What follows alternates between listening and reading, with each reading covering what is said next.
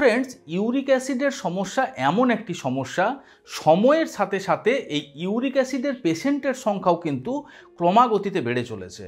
According to হু বা আপনার world health অর্গানাইজেশনের মতে প্রত্যেক 5 জন মানুষের মধ্যে একজন মানুষের এই ইউরিক অ্যাসিডের সমস্যা রয়েছে।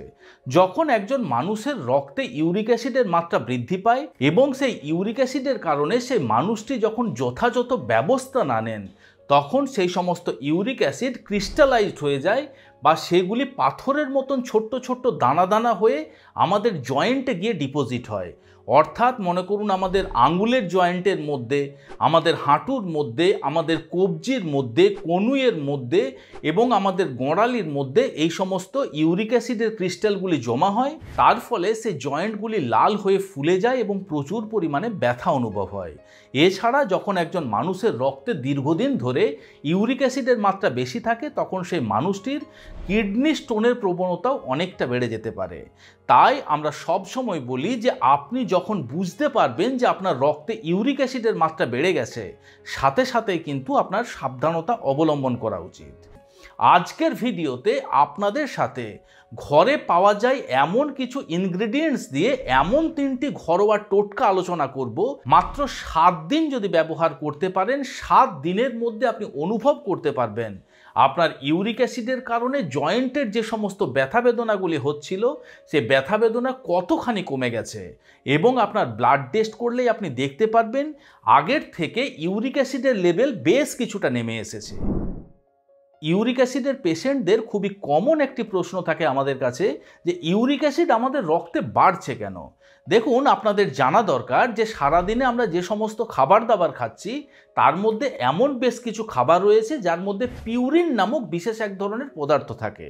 সেই পিউরিন যখন আমাদের শরীরের মধ্যে প্রবেশ করে, তখন আমাদের সেলের মধ্যে বা টিস্যুর মধ্যে জ্যান্থাইন অক্সিডেস নামক বিশেষ এক ধরনের এনজাইম থাকে। সেই জ্যান্থাইন অক্সিডেস এবং পিউরিন যখন দুটি আপনার অক্সিজেনের সংস্পর্শে একসাথে আসে, তখন সে পিউরিনটি ব্রেকডাউন হয়ে যায় বা পিউরিনটি ভেঙে যায়। তার ফলে ইউরিক অ্যাসিডের উৎপত্তি হয়। তাই আমরা সব সময়তেই বলে থাকি যে যে সমস্ত খাবারের মধ্যে পিউরিনের মাত্রা বেশি রয়েছে সেই খাবারগুলি আপনাদের অ্যাভয়েড করে চলা উচিত। দেখুন, এ প্রসঙ্গে আরও একটি দ্বিধাদ্বন্দ্ব মানুষদের মধ্যে রয়েছে, যেটি হলো যে এমন বেশ কিছু আপনার উদ্ভিদজ খাবার রয়েছে। অর্থাৎ মনে করুন ভেন্ডি, টমেটো, বেশ কিছু ধরনের ডাল, বিনস, রাজমা, সয়াবিন, এই সমস্ত খাবারের মধ্যে কিন্তু পিউরিন রয়েছে। In fact the New England Journal of মেডিসিনে পরিষ্কারভাবে উল্লেখ করেছে উদ্ভিদজ যে সমস্ত খাবারের মধ্যে পিউরিন পাওয়া যায় সেই খাবারগুলি তেমনভাবে আপনার রক্তে কিন্তু ইউরিক অ্যাসিডের মাত্রা বাড়াতে পারে না। যে সমস্ত প্রাণীজ খাবারের মধ্যে পিউরিনের মাত্রা বেশি রয়েছে সেই খাবারগুলি আপনার রক্তে ইউরিক অ্যাসিডের মাত্রা বাড়াতে পারে। প্রাণীজ খাবার বলতে আপনি যদি বেশি বেশি মাত্রাতে রেড মিট খেয়ে থাকেন, অর্থাৎ মনে করুন ছাগলের মাংস, ভেড়ার মাংস, শূকরের মাংস বা গরুর মাংস যদি আপনি বেশি বেশি মাত্রাতে খেয়ে থাকেন, সেক্ষেত্রে আপনার রক্তে ইউরিক অ্যাসিডের মাত্রা বেশি হতে পারে। আপনি যদি পশু পাখির অর্গান মিট বেশি খেতে পছন্দ করেন, অর্থাৎ পশু পাখির কিডনির মাংস, লিভারের মাংস, হার্টের মাংস, এই সমস্ত মাংসের মধ্যেও কিন্তু প্রচুর পরিমাণে পিউরিন থাকে। এছাড়া যে সমস্ত সামুদ্রিক মাছ বা সামুদ্রিক পশুর মাংস যদি আপনি প্রতিনিয়ত খেতে থাকেন, সেক্ষেত্রেও কিন্তু আপনার রক্তে ইউরিক অ্যাসিডের মাত্রা বাড়তে পারে। তাই আমরা সবসময়তেই বলি যে এই সমস্ত খাবারগুলি আপনাদের অ্যাভয়েড করে চলা উচিত। কিন্তু আপনাদের আরও একটা বিষয় জানতে হবে যে শুধুমাত্র খাবার দাবারের উপর নির্ভর করেই আমাদের রক্তে ইউরিক অ্যাসিডের মাত্রা বাড়ে এমনটা নয়। এই পিউরিন রিচ ফুড ছাড়াও এমন বেশ কিছু কারণ রয়েছে যে কারণের জন্য আমাদের রক্তে ইউরিক অ্যাসিডের মাত্রা বাড়তে পারে। যেমন মনে করুন যে সমস্ত মানুষরা দীর্ঘদিন ধরে প্রচুর পরিমাণে মদ্যপান করছেন, তাদের রক্তেও কিন্তু ইউরিক অ্যাসিডের মাত্রা বাড়তে পারে।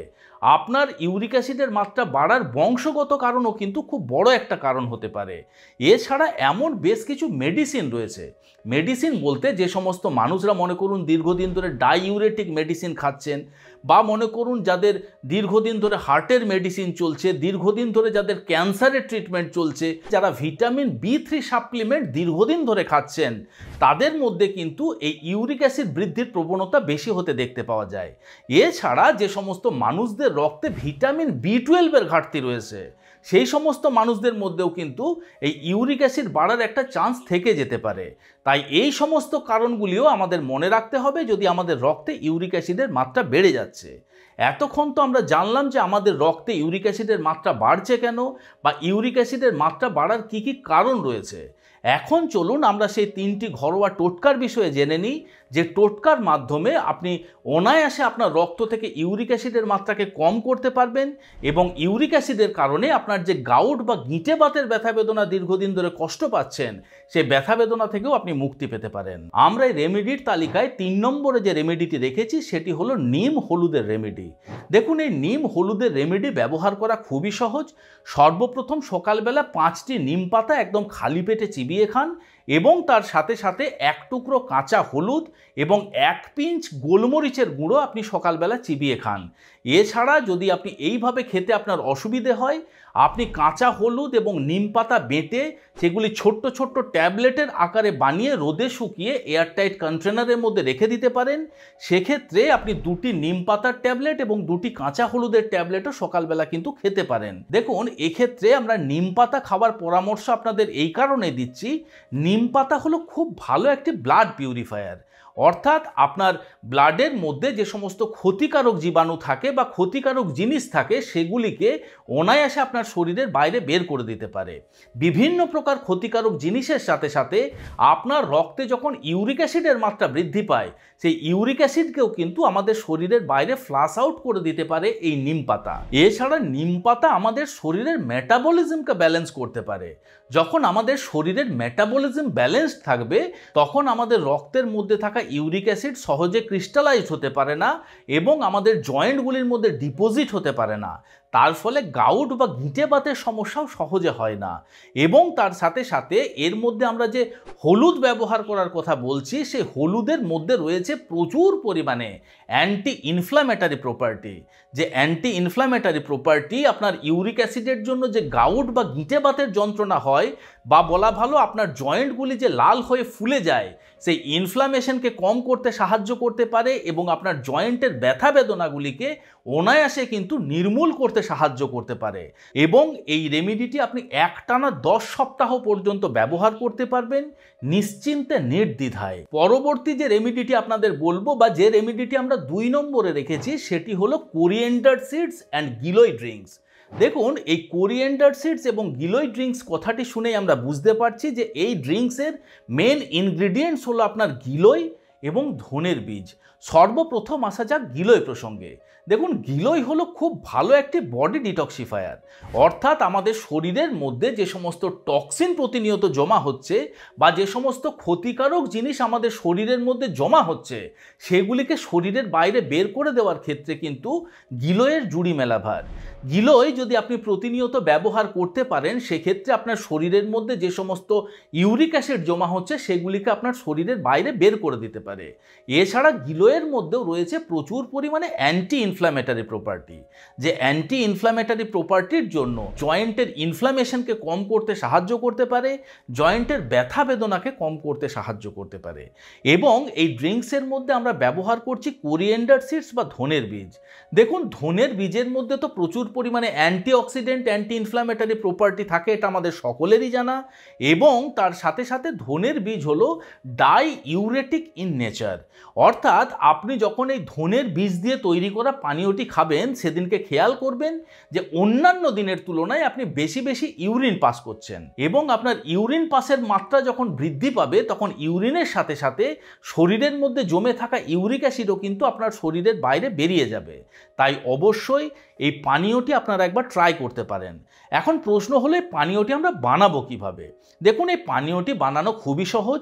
আপনি যদি গিলোয়ের পাউডার মার্কেট থেকে কিনে নিয়ে এসে ব্যবহার করতে চাইছেন, সেক্ষেত্রে 1 গ্লাস জলের মধ্যে 1 চামচ পরিমাণে গিলোয়ের পাউডার এবং 1 চামচ পরিমাণে ধনের বীজ দিয়ে আপনি 3 থেকে 4 মিনিট খুব ভালোভাবে ফুটিয়ে নেন এবং সেটি ফুটে যাওয়ার পরে সেটিকে ছেঁকে নিয়ে তার মধ্যে সামান্য পরিমাণে পাতিলেবুর রস অ্যাড করুন এবং যদি আপনার ডায়াবেটিসের সমস্যা না থাকে সেক্ষেত্রে সামান্য পরিমাণে মধু অ্যাড করতে পারেন তার টেস্টকে বেটার করার জন্য।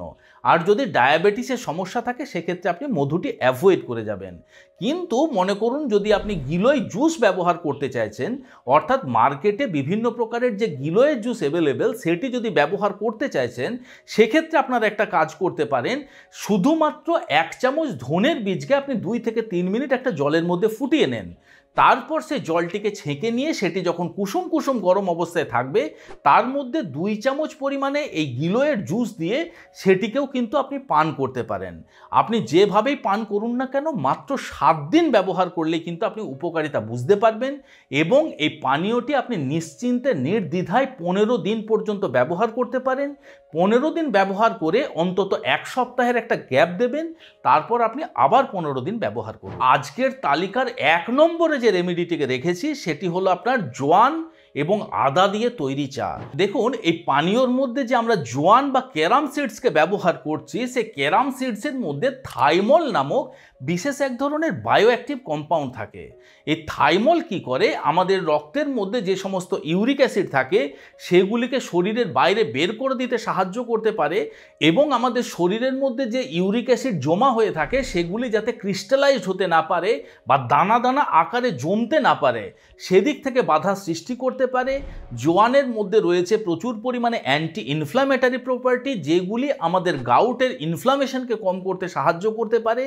এবং জোয়ানও হলো ধনে বীজের মতো ডাই ইউরেটিক ইন নেচার। এর মধ্যে যে আমরা আদা ব্যবহার করেছি, আমরা সকলেই জানি যে আদার মধ্যে রয়েছে প্রচুর পরিমাণে অ্যান্টি ইনফ্ল্যামেটারি প্রপার্টি, যেটি আপনার জয়েন্টে বা গিঁটে বাতের ইনফ্লামেশনকে কম করার সাথে সাথে আদার মধ্যে যে জিঞ্জারল রয়েছে, সেই জিঞ্জারলের মধ্যে রয়েছে প্রচুর পরিমাণে পেন রিলিভিং প্রপার্টি।